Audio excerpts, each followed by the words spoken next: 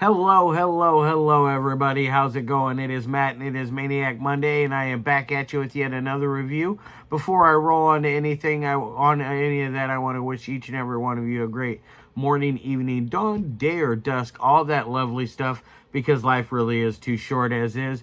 Do me a really huge favor and like, share, and subscribe. I love seeing your beautiful faces when I am here. I know it's an awful lot, but I have an awful lot on my plate to review, so please keep that in mind. And one last little tidbit of information, check out the description box. I gave you a brief synopsis, which I wrote today's, which is why it's a really brief and sucky synopsis. So I wrote that. I give you your starring cast, your director, your runtime of the cut I am watching, along with a link for where you can buy this bad boy, and a link for if you decide you can help toss me a couple of dollars and help support the channel. With all that said in mind, let's roll on to the film of the day, and today's is a doozy. It is a collection of films that I have seen all of these before on various other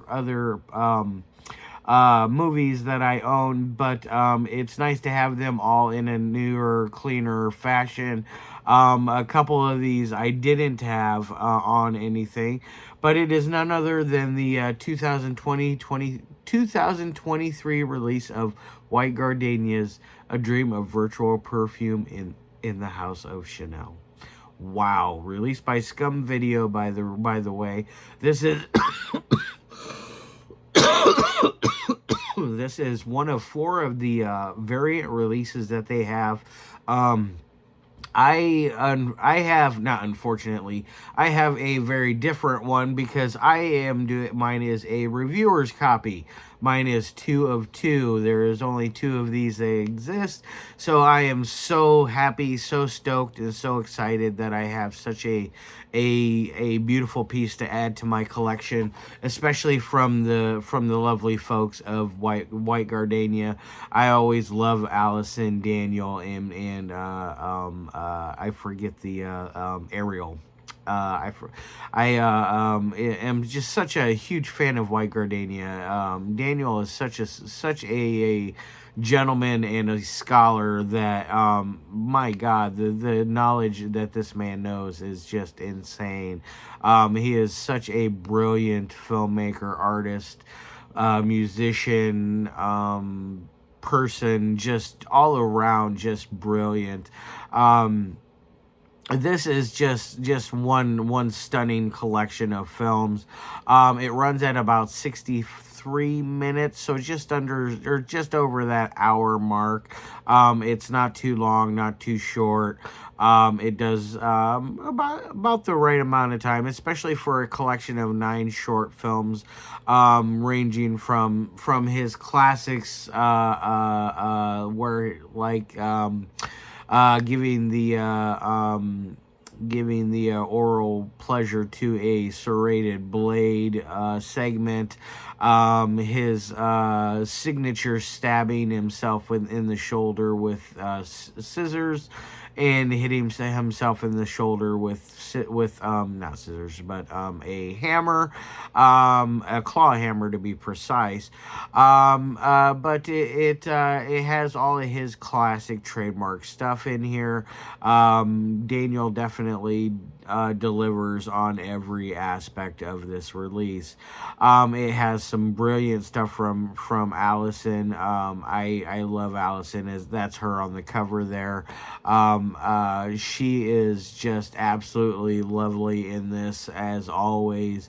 Everything that she does, from her mistress persona down to giving a small speech, or not speech, but a small little like lecture of sorts about overstimulation from masturbating too much, and having too much sex, and how it will lead to you dying at a younger age. So if you wish to live longer, you should not masturbate as much and not have as much sex. One of those kind of messages is what she's delivering on it. So it's a very interesting way to cap off the entire film.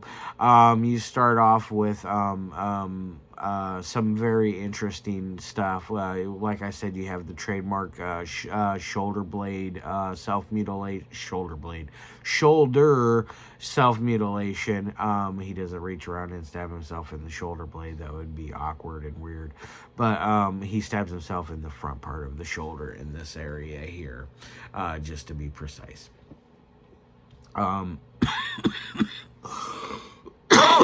Excuse me. Tickling me throat.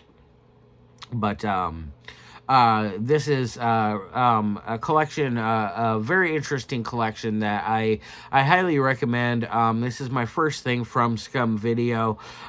This is their second release that they've ever done. Their first release, I forget exactly what it was, but it is long out of print. But I hope to someday find a copy of it and add it to the collection, because I'm thinking about even ordering one of the other variants on this one, because there is a cover that I really like on this. It's the one with all the neon colors on it. I think it looks absolutely stunning. So I'm thinking about just ordering a secondary copy to have just on hand. Something that I just, because I'm such a huge fan of White Gardenia and everything that they do.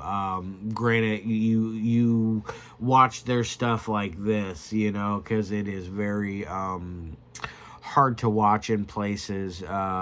The mutilation is very, very rough. It does go over the classic from the movie Split, where he gets the nails through the testicular region. It also does do the very infamous pinky chop off scene that he did for I believe that one was on Mutilation Theater, if memory serves me correctly. There's just so much. Like I said, there's 9 shorts on here. There's even a song video that is just absolutely just a breathtaking song, sang by Ariel. I think that she does a phenomenal job with that. I just can't say anything negative about this release or this film collection in general.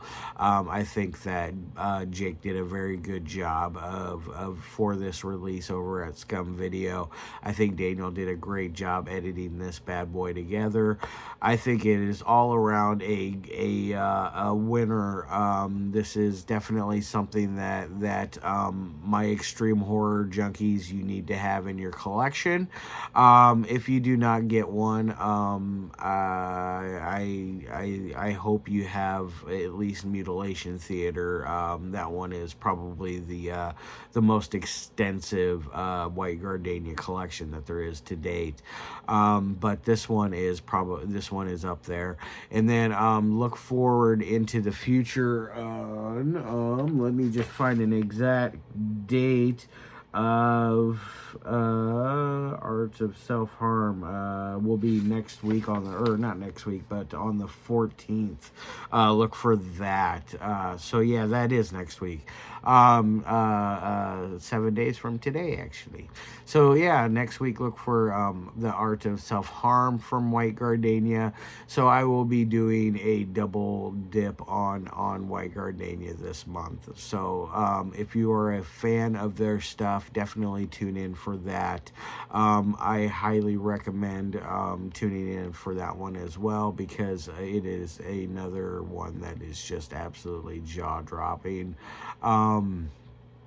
But on to the 3 things that I like my films to meet. Daniel always has a crisp, clean audio on his stuff. It has distortions in it where it's supposed to purposely done throughout the audio to obviously disorient the viewer and bring you more into the realm of White Gardenia, get you down to that level a little more. I think that they do a very good job with that, so I'm going to give it an A on audio. As far as dialogue, dialogue is very thick and heavy for or at least writing wise for the two. I think there's one or two in here. I can't remember, but there's for sure there's the one biblical story in here, and you have to read it, and it's over King James, which that's going to be a absolutely stunning. Not to change the subject, but that's going to be another stunning release from White Gardenia is the King James Bible. Release that they're going to be doing. It's going to be absolutely just a jaw dropper as well. But back to this one, it has a lot of dialogue that you read in throughout that segment. The other segments, there's not a ton of dialogue. There's flashing imagery or not imagery, but words across the screen that if you blink too quick, you will not read it fast enough. So it's almost subliminal, right in your face subliminal kind of like imagery. I'm going to give it a B on it as far as dialogue goes, because there's not a lot of dialogue. That's not why we tune into a White Gardenia film. We tune into the artistic performance, the artistic interpretations. We tune in for whatever reasons we tune in for. Me, it is for the beauty of the art of it. Granted, it is very grotesque, brutal imagery. For some, for me, it's like second nature. I've seen so much White Gardenia that I am not I don't wince as hardcore as I used to, especially when I was first introduced to them through the Safe Space trilogy. That was where I first was introduced to White Gardenia, and back then I really was cringe induced by their stuff. Now I know what to expect. I know at least what direction or realm we're going to roll in. When you see certain objects come out of the woodwork, such as the scissors or the hammer or even the nails, you know what exactly is going to be done. So it's not